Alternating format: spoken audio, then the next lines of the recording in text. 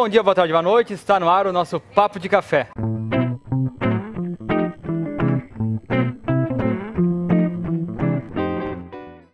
E hoje estamos de volta ao Café Barbera para conversar com um convidado super ilustre, o Jefferson Capelari, que é especialista em gestão de pessoas e vai nos falar sobre comunicação não violenta, que é tema do seu novo livro também, né, Jefferson? Também. Novo livro, O Despertar do Coração, Girafa. E o Jefferson é autor do famoso ABC do Girafês. ABC do Girafês, é verdade. Seja Eu tô quase famoso mesmo. Seja bem-vindo, Jefferson. Muito obrigado pela oportunidade, né?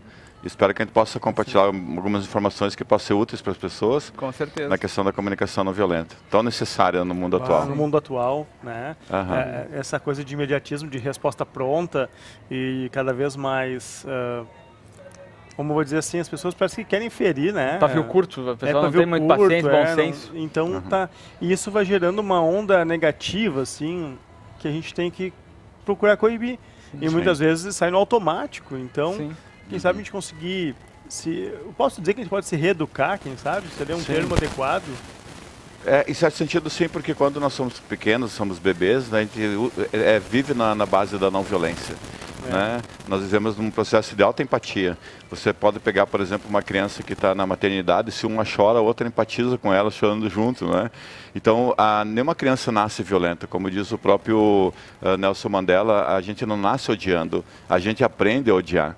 Né? Sim. Então, essa cultura que a gente vive, ela reforça muito a questão da linguagem violenta, achando que, por exemplo, que eu consigo as coisas através do grito, através do xingamento, através da ofensa, né? Quando, na verdade, o efeito é totalmente o contrário. Né?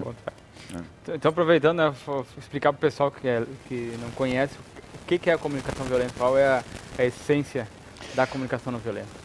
A comunicação não violenta é um termo usado pelo criador da comunicação não violenta, Marshall Rosenberg, que na época de 1970, por exemplo, houve um conflito de raças nos Estados Unidos muito intenso. E aí o governo americano ficou muito intrigado para saber quais eram as causas ou motivação da violência. E aí então eles foram descobrir que a base da violência está no uso da linguagem. A maneira com que a gente aprendeu a pensar, a maneira que a gente aprendeu a comunicar as nossas demandas e a maneira com que a gente lida com as relações de poder. Então, Marshall Rosenberg, na época, ele estava muito alinhado com as ideias de Gandhi, da não violência, e juntamente com Martin Luther King, que também trabalhava em cima dessa questão da não violência. Então, a palavra em si, não violência, ela vem do sânscrito, se chama ahimsa. Ahimsa significa aquele que não comete dano ou prejuízo. Né? Então, nós temos uma palavra em português que mais ou menos se assemelha a isso, que é inocência. Então, inocência, iene, significa do latim negação, e nós seria dano ou prejuízo. Quando você age de forma não violenta, através da linguagem, seja corporal, né, não verbal ou verbal, você busca não criar dano ou prejuízo ao outro nem a si mesmo. Então, a base da comunicação não violenta funciona isso. Muita gente pergunta assim, Jefferson, mas tem um não aí no meio, né? Não violência, já é uma coisa estranha, né? Mas esse negação, não é um processo de negação, é um processo de alerta. Então, quando assim, não há violência, né, precisa buscar um outro tipo de linguagem, que é uma linguagem do cuidado, uma linguagem da conexão, uma linguagem da ternura, né, porque é assim que as relações precisam fluir. Porque aqui a gente vê uma questão de a comunicação, quando ela vem de forma violenta, ainda que a pessoa tente fazer um linguajar legal, mas tem com aquela fecha a cara, sabe? Sim. Que aí parece que ela está sendo totalmente hipócrita. Enfim, mas o que acontece? É uma questão de ação e reação, porque a outra pessoa, compreendendo que aquilo não é uma atitude verossímil, não é uma questão verdadeira, né, real, ela também vai agir da mesma forma. E aí a gente entra num ciclo do conflito, né? Que é aquela espiral ódio, do conflito, gera rancor, gera todos os problemas. Jefferson, fala um pouquinho então pra gente do teu novo livro. É o segundo? É o segundo. Na verdade é o 6º livro que eu tenho. 6º livro. Mas agora o Despertar do Coração Girafa é meu último livro. Praticando a linguagem do cuidado à luz da comunicação não violenta. Isso. E o que tu traz aqui para...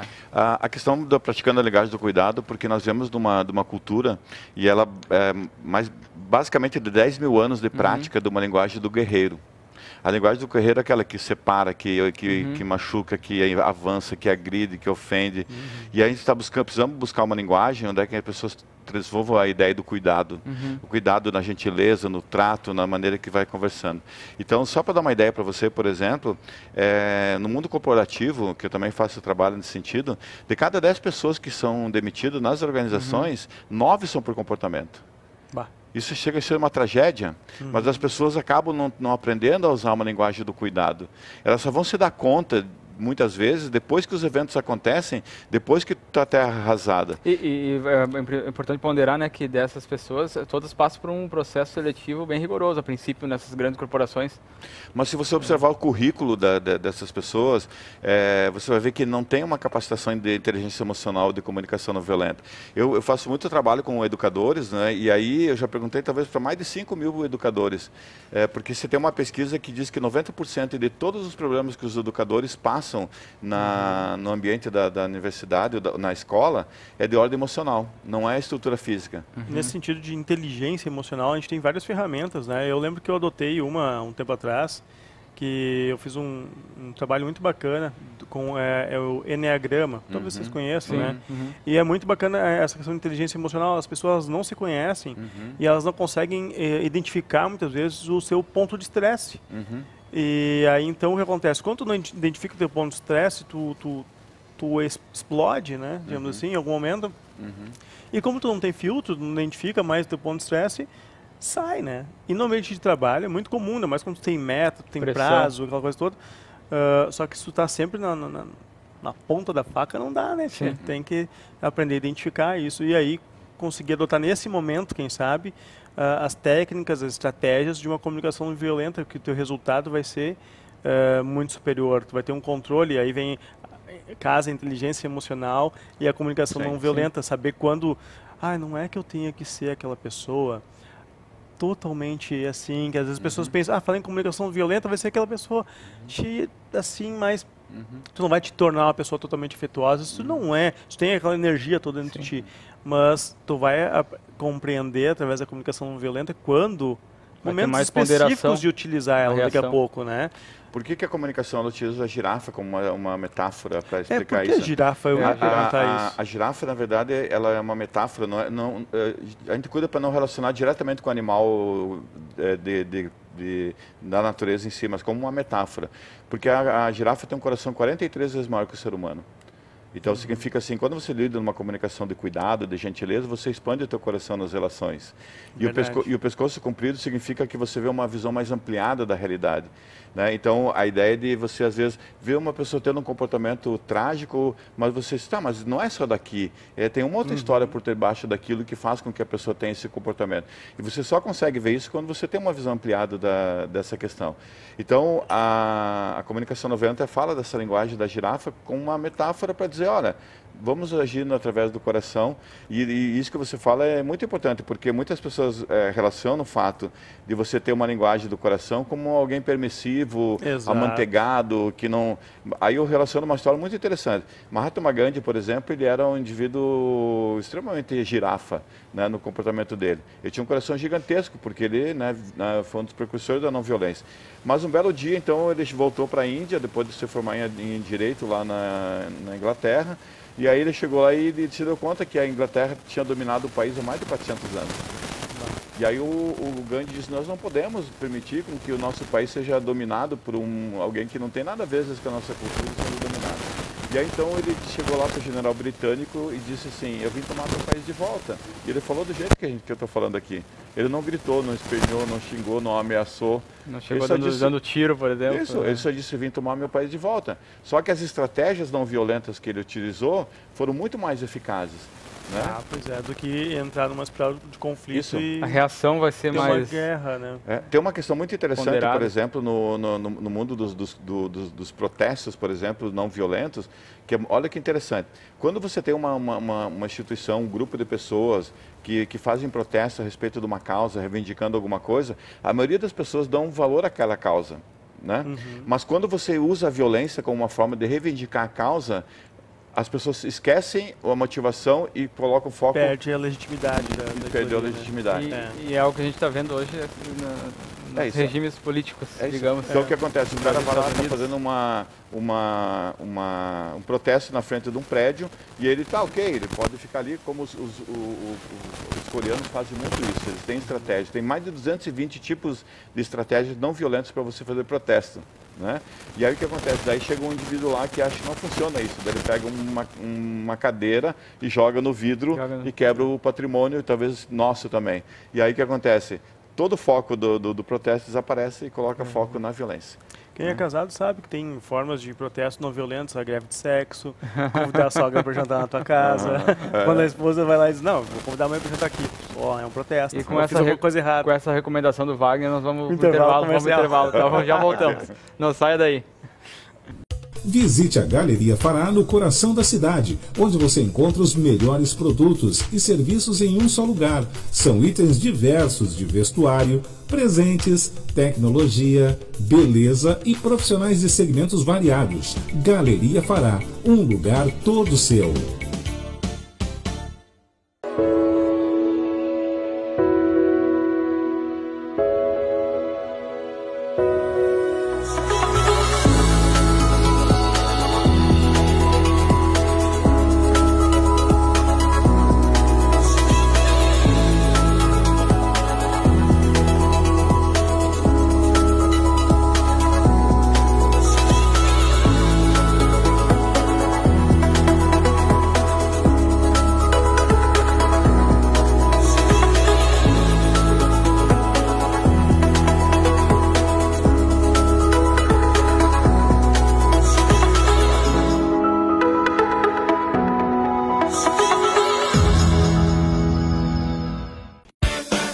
Rede de óticas Mercadão dos Óculos. Armações e lentes de marcas exclusivas. Armações de grau a partir de R$ 19,90. Óculos de sol a partir de R$ 79,90. E você ganha o antirreflexo ou o segundo par de lentes. Rede de óticas Mercadão dos Óculos. As melhores lentes do mercado. Vem pro Mercadão dos Óculos você também. Ieva, uma nova loja, um novo conceito, um visual diferenciado. Venha conhecer nossa nova loja em Candelária e surpreenda-se. Moda feminina e masculina com marcas consagradas no mundo da moda. Ieva, no centro de Candelária.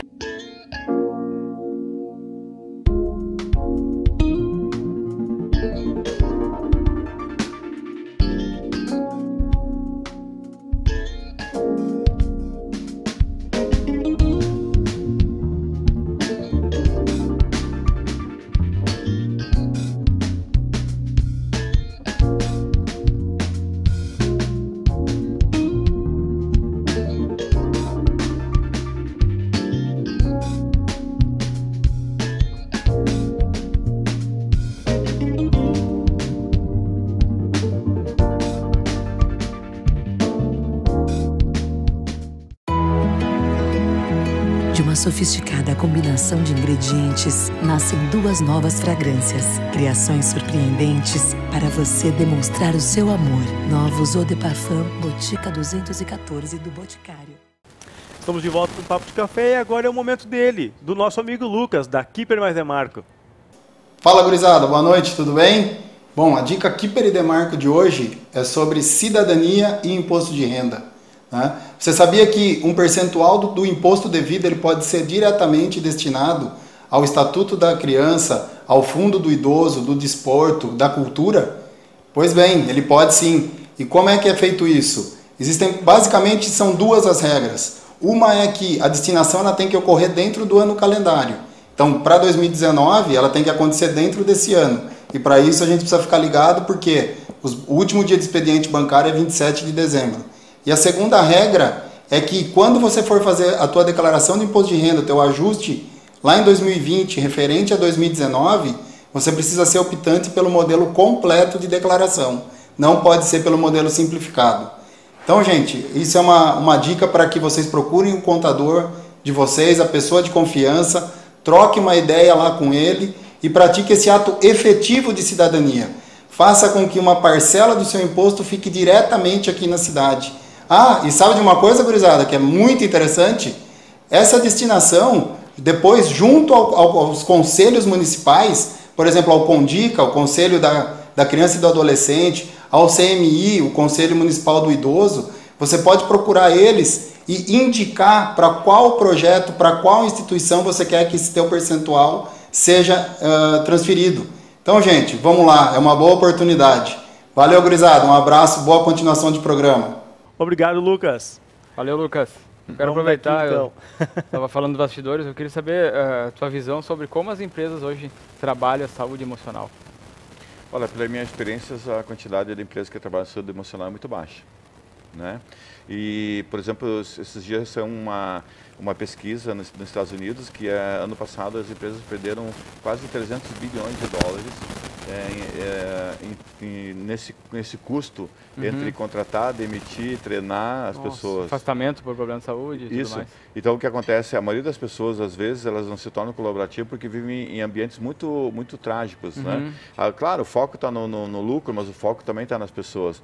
E quando você não olha para esse tipo de situação, as pessoas começam a jogar contra o próprio patrimônio da empresa. E nos Estados Unidos, só rapidinho, né? Nos Estados Unidos tem a questão ainda de vários casos de pessoas que foram armadas nos seus trabalhos, estressados e cometeram...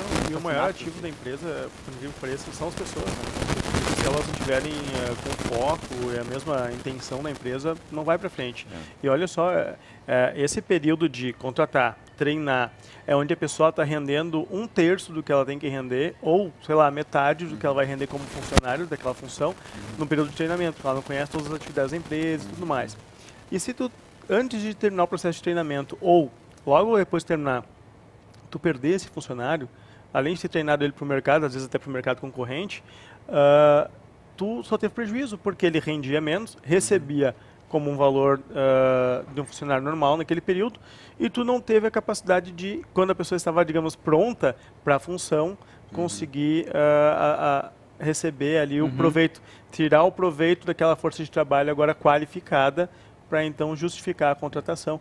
É muito, se a gente pensar do lado de vista, pelo ponto de vista econômico, empresarial, é bem complexo isso, hein? É uma conta a ser refeita, hein? Você imagina, por exemplo, que mesmo que a RH tenha todas as habilidades de poder perceber como que é o comportamento daquela pessoa, você nunca vai saber especificamente, né? Tem um ditado que a gente diz assim que... Entrevista de emprego é igual ao Facebook, ninguém escolhe a foto mais feia para botar no Facebook. Ninguém escolhe chegar lá na entrevista de emprego e falar dos seus defeitos direto, né? Sim. Tem um ditado que a gente diz assim, que quer conhecer alguém como 1 quilo de sal com a pessoa. Significa assim, levar às vezes 6 meses, 8 meses comendo sal entre dois, né? Então, na medida que a pessoa vai caminhando dentro da organização, ela vai aparecendo aquilo que ela veio, né? Verdade. Só que às vezes, de repente, ele já passou um tempo tão grande nisso, e aí o custo da demissão e o custo para recolocar outra pessoa muitos vínculos. É altíssima. Você estava falando antes na questão, por exemplo, né, do ponto de estresse. Tem uma coisa muito interessante que a gente fala na questão da inteligência emocional, que eu confio que seja uma das coisas mais importantes na vida da gente, que é o seguinte. Tem um cara chamado John Gottman, que ele tem um laboratório nos Estados Unidos chamado Laboratório do Amor. E ele descobriu, então, que nós, seres humanos, ele não descobriu os batimentos cardíacos, mas ele relacionou que, em média, nós temos 70 batimentos cardíacos por minuto, num estado assim, natural de dia a dia. Quem tem mais atividade física, mais preparo físico, diminui um pouquinho, mas em média 70, 75 batimentos.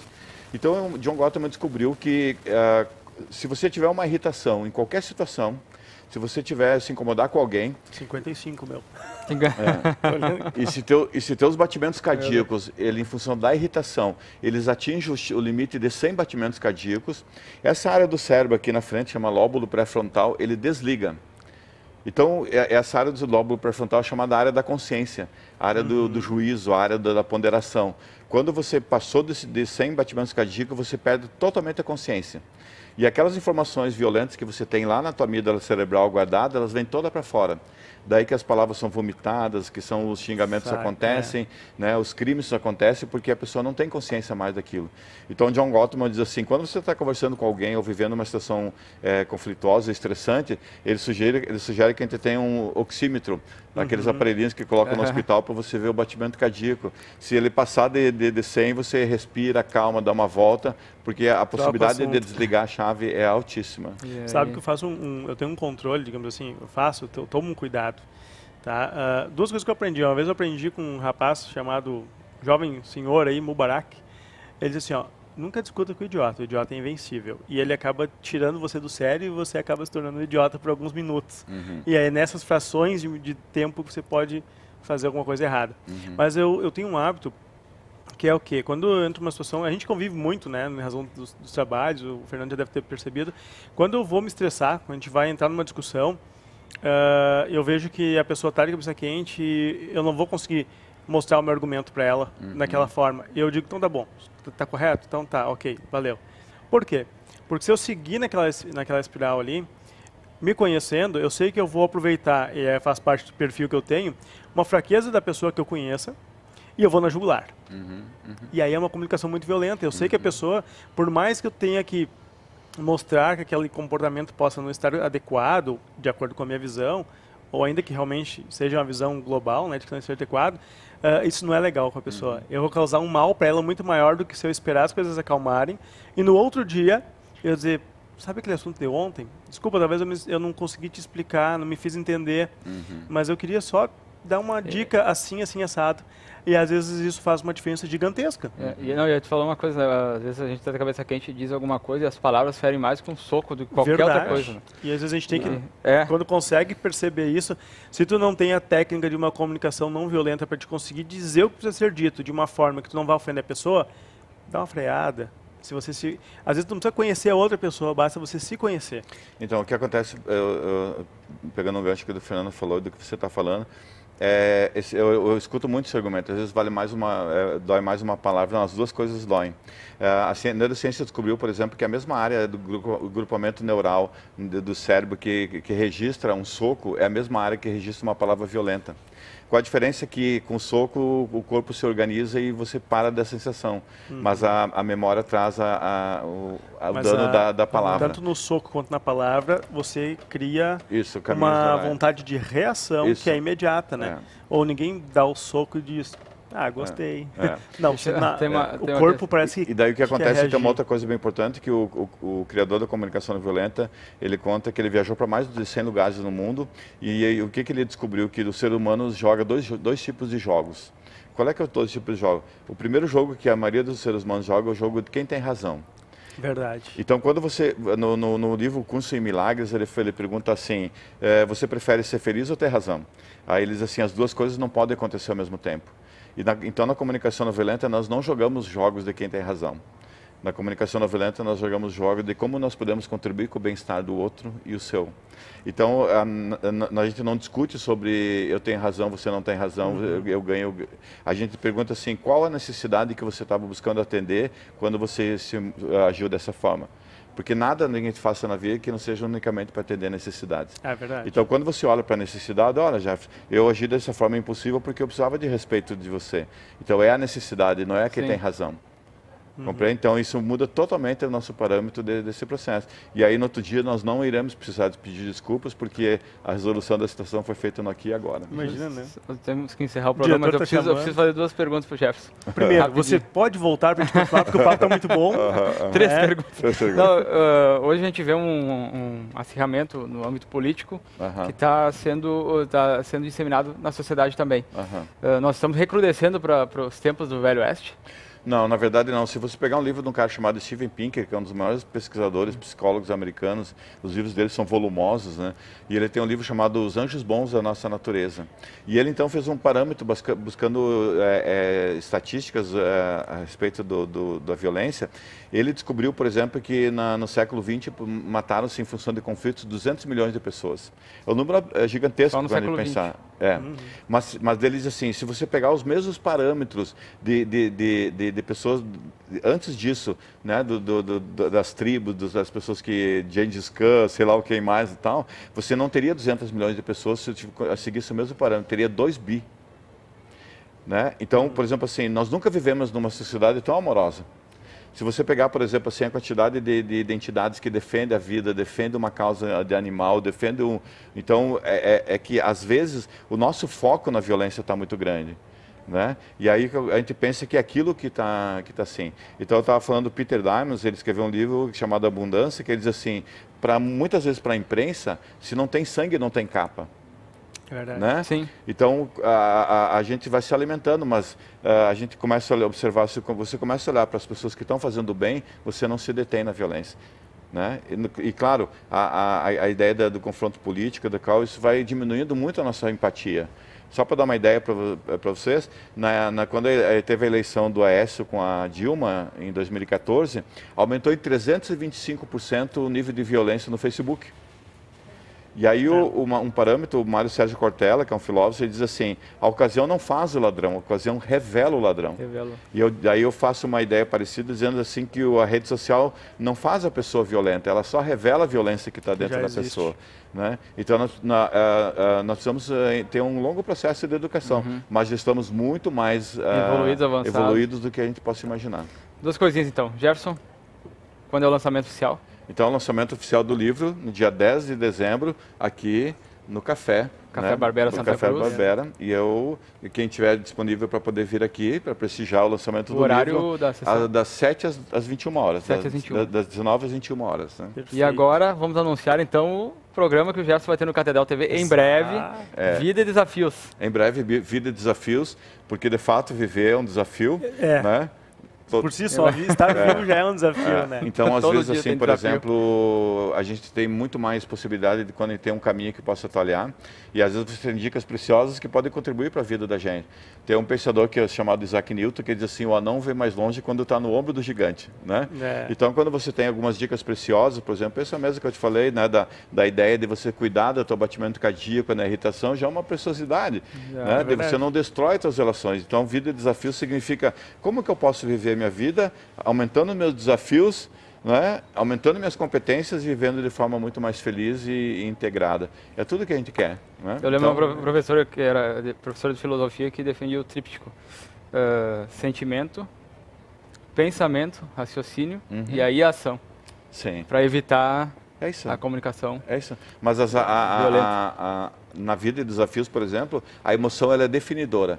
Por mais que você tenha todo o conhecimento do mundo, se você não tiver uma educação emocional, isso não, qualquer tipo de pensamento desaparece, né? É verdade. Né? Você pode ter um conhecimento muito grande sobre como incêndios, mas um dia que estiver pegando fogo, a primeira coisa que você vai fazer... Já visto grandes ditadores que a gente teve, que eram conhecedores de arte, de cultura e foram monstros, da humanidade. É isso, né? Então, educar emocionalmente, educar para a vida, né? Trabalhar essa questão dos desafios, de todo esse processo, baseado na ideia da comunicação não violenta, da inteligência emocional, de Daniel Goleman, de todos os outros autores, né? É o caminho que nós precisamos buscar. Teremos que dar continuidade a esse papo em outra oportunidade. Só para dar Acho que merece, hein? Com certeza. Só para dar uma dica para vocês, por exemplo, a inteligência emocional hoje ela está em 3º, 4º lugar nas competências de todo profissional do século XXI. Né? Então é urgente. A gente precisa disso, né? A gente tem que estar em constante transformação. Se a gente não tiver inteligência emocional, a gente não vai conseguir conviver cada com vez mais, né? Cada vez mais. Como é que é? Chama Revolução 4.0, não é verdade? 4.0, a Denise Garcia, nossa. Para a gente conseguir acompanhar isso, a gente tem que ter inteligência emocional. É necessário. Tem minha dica cultural. Tá, já que eu falei em Faroeste, vou falar num filme clássico que se chama Consciências Mortas, que se passa numa cidadezinha do Velho Oeste, onde acontece um assassinato, e os moradores saem a cavalo para fazer justiça com as próprias mãos. Olha só. E encontram um grupo que estava conduzindo um gado, e eles simplesmente enforcam aquele grupo. Só que eles descobrem depois que eles não eram os criminosos. Então nós evoluímos, porque hoje até pode acontecer isso, mas em menor escala do que era na época do século XVIII. Então, para fazer o pessoal chorar em casa, então, mais ou menos nessa linha, também A Espera de um Milagre. A Espera de um Milagre também, outro filme marcante. Tom Hanks. Já que a gente está citando alguns filmes, então, eu gostaria de dar uma dica bem preciosa, que é um filme que tem no YouTube, que você pode assistir gratuitamente, que ele chama-se O Poder Além da Vida. Sim. Né? Quando o título parece que é um poder depois que você morre. Não, é o poder além da vida que você está vivendo. Né? É de um cara chamado Dan Millman, que ele é um professor foi um ginasta olímpico americano, e ele tem um trabalho que é sobre o guerreiro da luz, e ele fala sobre isso, né? O poder além dessa vida que a gente está vivendo. Né? Traduzindo para a pessoa entender, para não ficar achando que é do além, é além da tua rotina. Além da tua rotina. Para você trazer o teu potencial daquilo que você tem, que é o poder que você tem, além dessa vida que você está vivendo, né? Às vezes na mediana, medíocre e tal. Essa coisa oculta, né? Então, tem que agradeço a participação do Jefferson, aguarde o Vida e Desafios, em breve no Catedral TV, e com as nossas dicas culturais, eu encerro o programa de hoje. Até semana que vem. Um abraço. Tchau, tchau. Até breve. Tchau, tchau.